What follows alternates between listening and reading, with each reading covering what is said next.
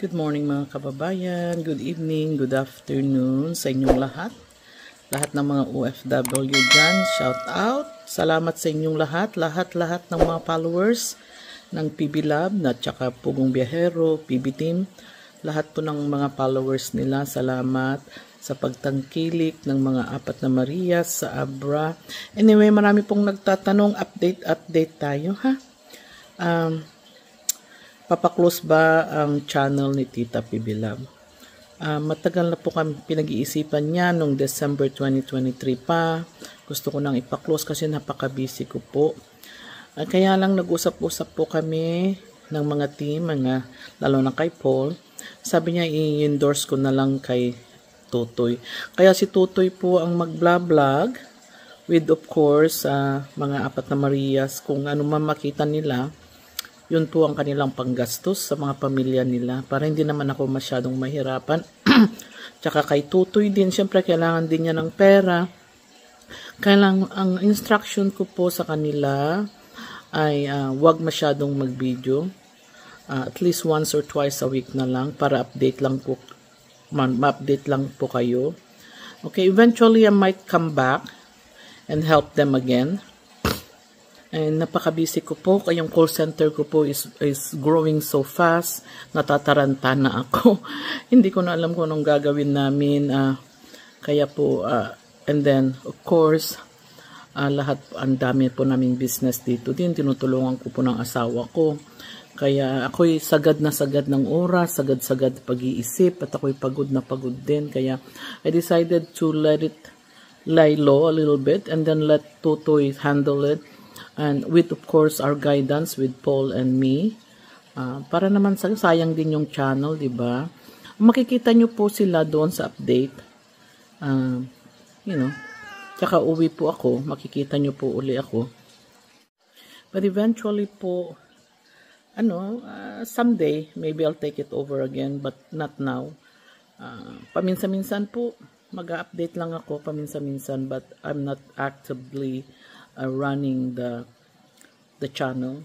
Again, is Tutoy that will do it, and the 4 Marias with a restriction po sa kanila. Okay, yun ang update natin sa kanila.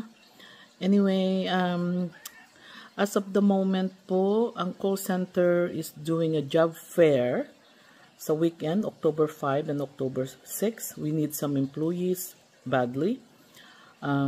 And then after job fair ng weekend po, we're gonna do a boot camp sa mga employees na napili. We will train them as much as we can. Okay, again, this call center is a healthcare call center, BPO, the first BPO in Abra. Again, yun po ang pinagkakabisihan ko ngayon.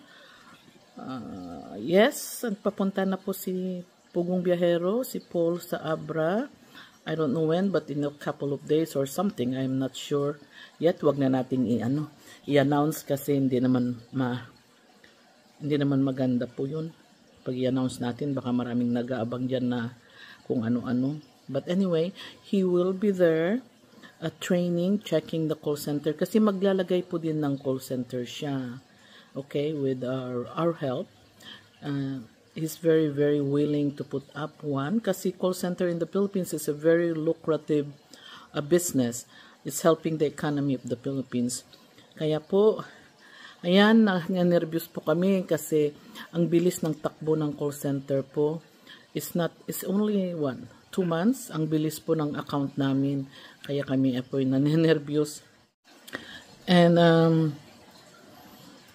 dyan po sila papunta po yung mga director of sales ko, taga Leyte, taga Ormoc actually. He's from Ormoc, Leyte. Ayan, mag-fly din sila. Yung mga HR consultant, andyan din sila sa Abra. Meron po kaming HR consultant, tsaka accountant consultant, sina Paul. Andyan sila. Again, is a big job fair this weekend sa Abra po. In front of the police station, kung mayroon kayo, marami pong aplikante, marami po kaming kailangan na position. So, good luck sa mga aplikante. I'm not the one hiring. I'm here in the Philippines. We have a Philippine consultant, human resources, and we have all this employees trying to choose who is the qualified applicants. You must know how to speak English and you must know how to work on a computer. Yun lang po ang kailangan namin. Everything else pwede naming turuan. Pwede nang kayong turuan. Marunong po kayo sa computer, marunong po kayong mag-English. Yun lang po ang kailangan. And you must, preferably wants to work at night. Kasi pag gabi dyan sa Pilipinas, umaga din po dito sa Amerika. Is a reverse time. Kaya yun po ang kailangan namin. Again, sa mga taga-abra dyan na gustong magtrabaho, you have a chance to go apply this Saturday, October 5th, October 6th. Okay? Para makita nyo po ang call center. It's still a small call center but we're growing very, very fast. For the past 2 months, we're very aggressively closing accounts and nanene-reviews po ako. Kaya si Paul po nasa Abra para tignan at saka mag-o-open na rin siya eventually, probably, hopefully. Tapos na ata yung mga paperwork niya. Hopefully soon, by next month, he will be starting his call center. That will be on our, tutulungan po namin siya. It will be an American account also. Ang pinag-usapan po namin, lahat po ng pag may kita po kami, which is again, is a very lucrative business, call center. We will give back sa community at least 10% of kinikita. Yun ang usapan namin for charity. Kasi hindi naman forever na nag-vlog siya sa mga bundok-bundok. Mahirap din po yun. It's an opportunity that we need to grab. And it's working very, very well. Bella, what's wrong? Bella, stop. Stop here. Where's Bella? Let's see Bella, okay? Bella, I cannot. Ayan, hindi po naman yan. For work naman ng asawa ko yan. Saan si Bella? Hindi ko na makita. Anyway, yan po ang update. Lang po kami.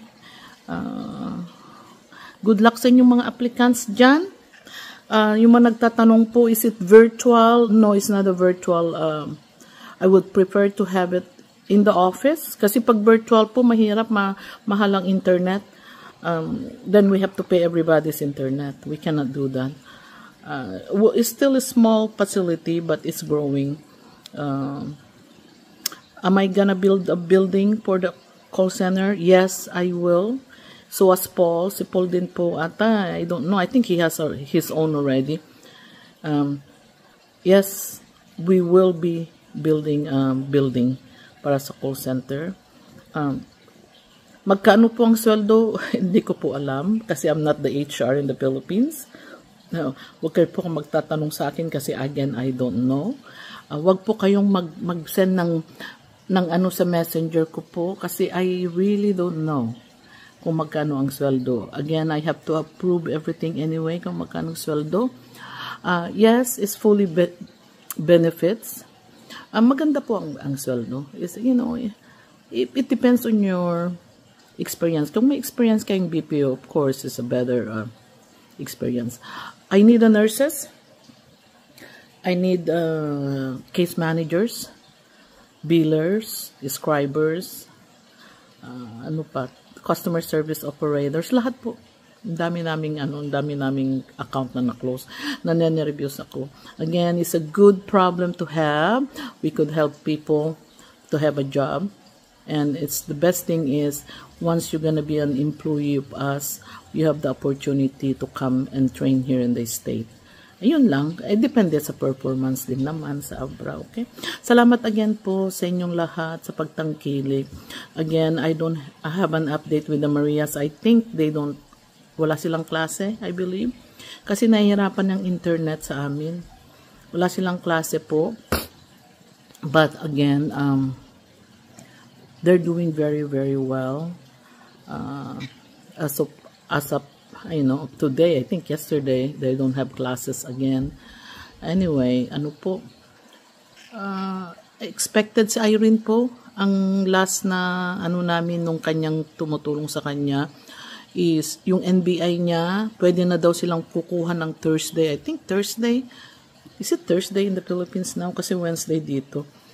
Bukas o kaya Friday, they're gonna go and apply for her NBI. Madali lang naman po yun kasi pamangkin ko yung director sa Abra at saka sa Bigan.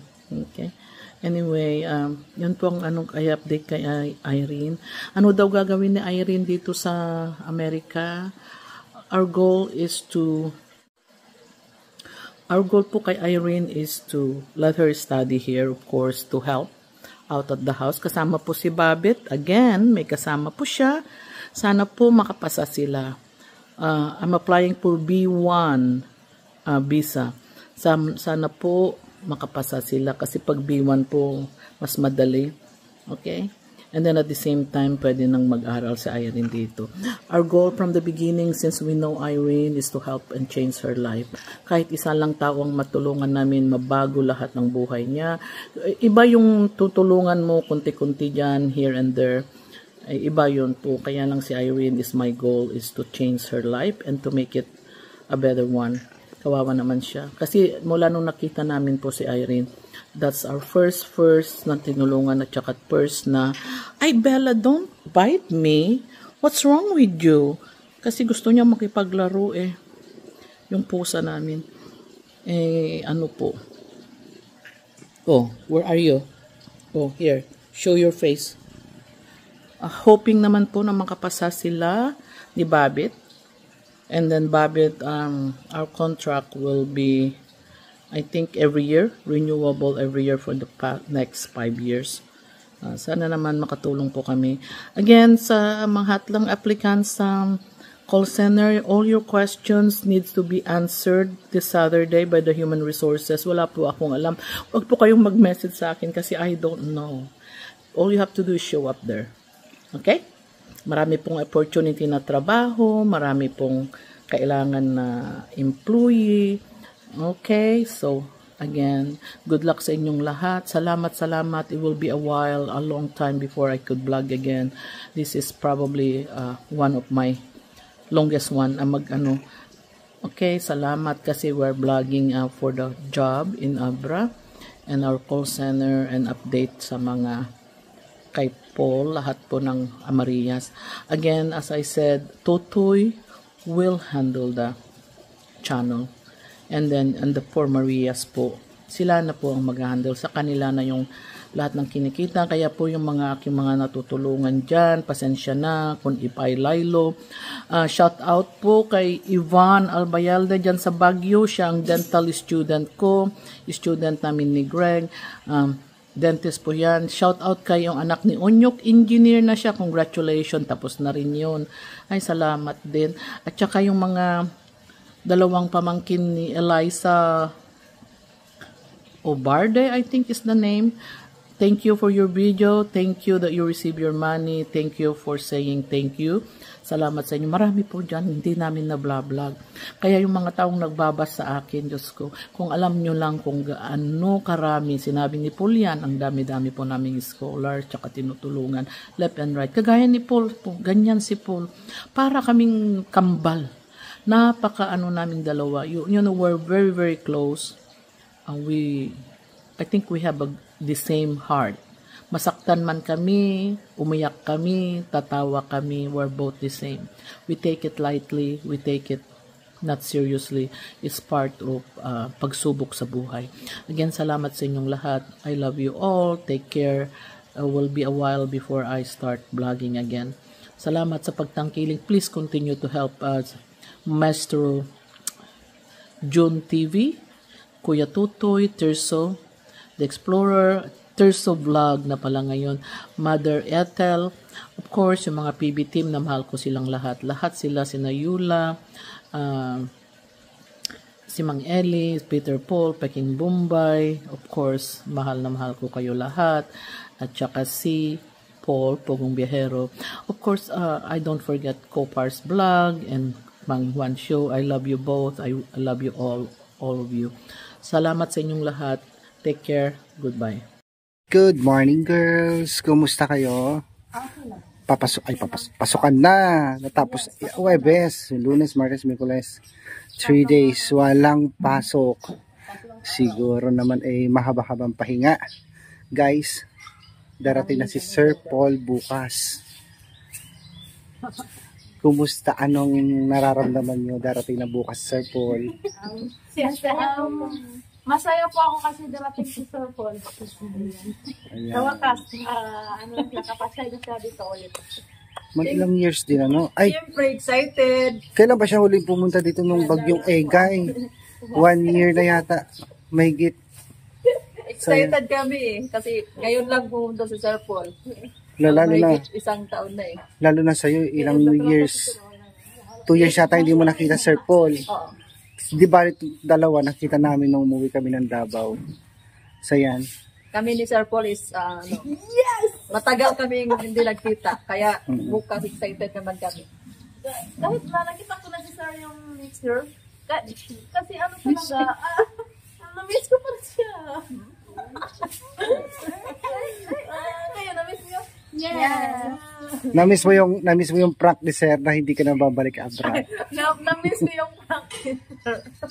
So yan, guys. So tara na, pasok na tayo sa school. Ayan. Bye-bye na, guys. Hatid ko na sila dahil may pasokan na po.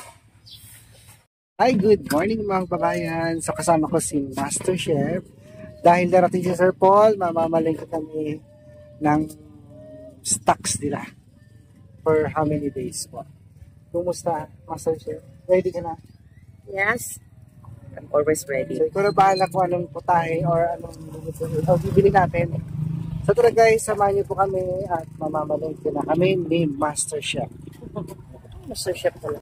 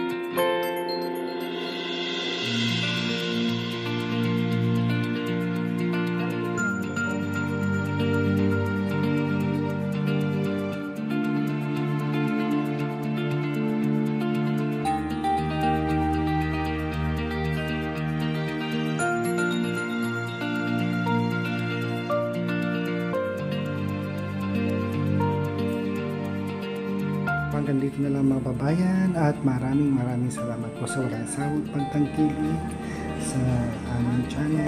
At huwag niyo pong kakalimutan mag-like and share. Hit nyo na rin po yung notification bell. Maraming salamat. God bless you all po.